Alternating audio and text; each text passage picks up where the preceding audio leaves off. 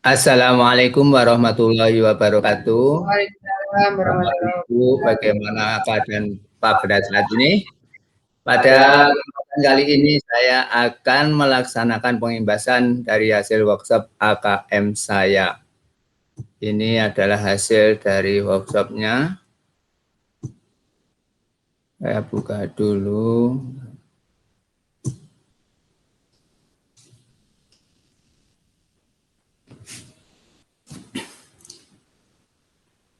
Ini pengimbasan fintech online dari AKM oleh Mas Ut saya sendiri dari SMPN 3 Gondang Mojokerto. Hasil workshop saya adalah yang pertama, apa pentingnya asesmen nasional, yaitu meningkatkan mutu sistem pendidikan tidak hanya berorientasi pada pencapaian siswa dalam menguasai materi pelajaran dan nilai ujian akhir. Keberhasilan sistem pendidikan lebih difokuskan pada pencapaian kompetensi siswa yang meliputi pengetahuan, keterampilan, sikap. Dari hasil itu harus ada perubahan menuntut siswa. Menuntut agar dapat kecakapan hidup pada abad 21. Di situ ada kecakapan belajar berinovasi, kecakapan menggunakan teknologi informasi, kecakapan hidup untuk bekerja dan berkontribusi pada masyarakat. Kemudian AKM atau kompetensi minimal itu terdiri dari kecakapan hidup abad 21 dan profil pelajar Pancasila. Di situ akan terukur melalui asesmen nasional yang diukur berupa AKM, survei karakter, survei lingkungan belajar. Konsep dari asesmen nasional.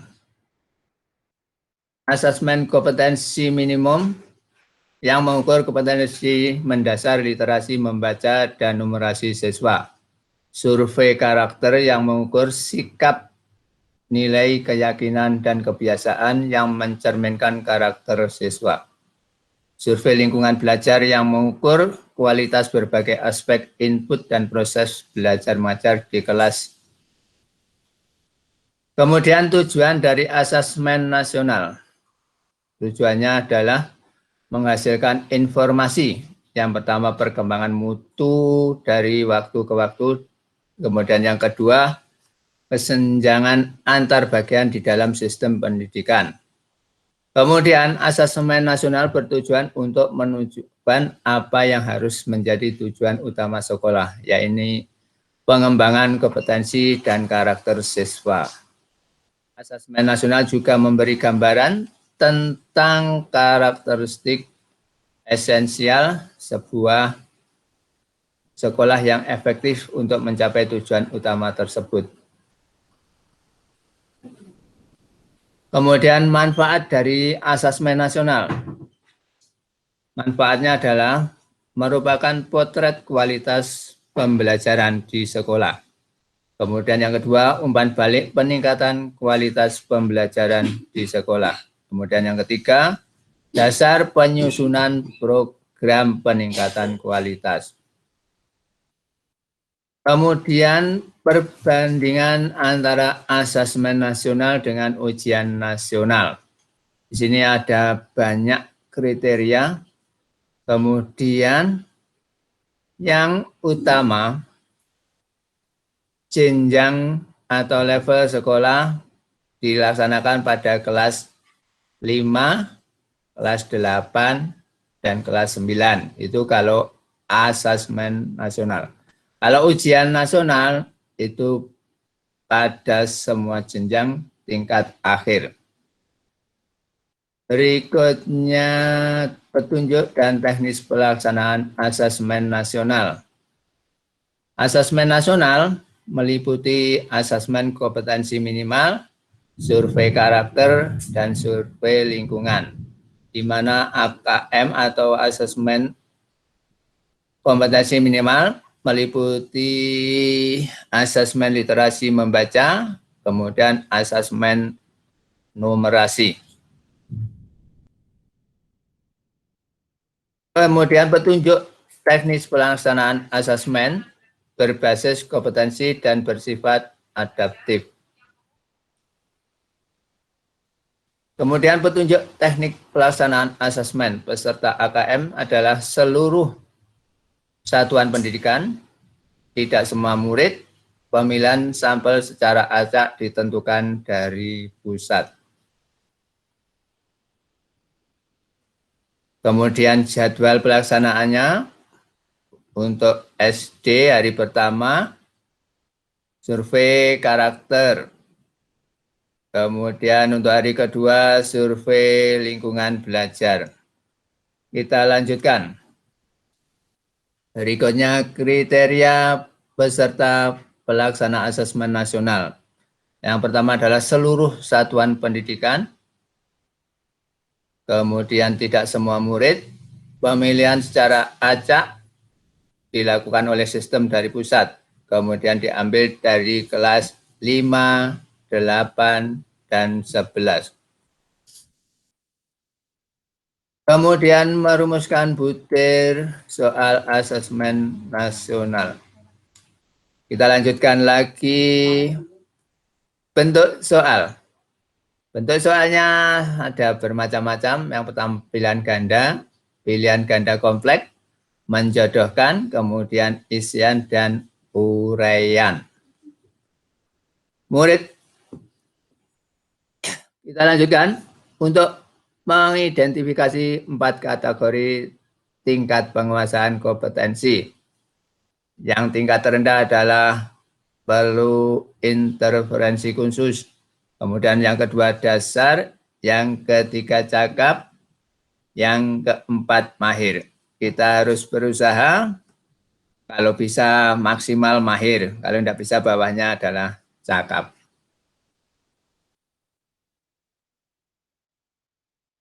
Ini sama untuk numerasi. Kemudian pembelajaran berbasis kompetensi. Berikutnya adalah pembelajaran berbasis konten. Kita lanjutkan lagi. Contoh strategi pembelajaran berbasis kompetensi pada mata pelajaran. Ini yang bersama yang tadi. Kita lanjutkan lagi. Apa manfaat dari proses belajar tersebut? Sama tadi sudah ada. Kita lanjutkan lagi. Kemudian contoh-contoh soal bisa dibuka melalui alamat tadi. Sekarang bagaimana cara mengikuti Fintech AKM online? Bagi Bapak Ibu yang belum mengikuti, bisa membuka langsung di Google Chrome-nya. Kemudian kita pilih guru belajar. Kemudian kita lanjutkan, di situ dari guru belajar ada seri asesmen kompetensi. Bapak Ibu bisa pilih yang ini. Kita lanjutkan lagi. Kalau sudah, kita klik mulai belajar. Nah, kalau sudah klik itu akan muncul kolom untuk mengetik nomor UKG Bapak Ibu guru yang sudah kita laksanakan dulu. Kita klik, kita ketikkan di sini, kemudian passwordnya di sini. Kita lanjutkan lagi. Nah, kita pilih asesmen kompetensi minimum. Setelah itu kita lanjutkan dengan, kalau kita lihat persyaratannya sudah memenuhi, kita lanjutkan lagi dengan klik daftar. Kalau sudah mendaftar, kita bisa memilih di mana kesempatan Bapak Ibu, waktu yang kosong bila bisa pilih angkatan 4 atau 5 dan seterusnya. Kalau sudah, klik lagi daftar. Nah, ini kita tinggal masuk di sini. Kalau sudah waktunya, maka kita akan bisa memulai. Kalau sudah, demikian. yang bisa saya imbaskan, semoga ada manfaat dan gunanya. Nah, saya akhiri. Assalamualaikum warahmatullahi wabarakatuh. Waalaikumsalam warahmatullahi wabarakatuh.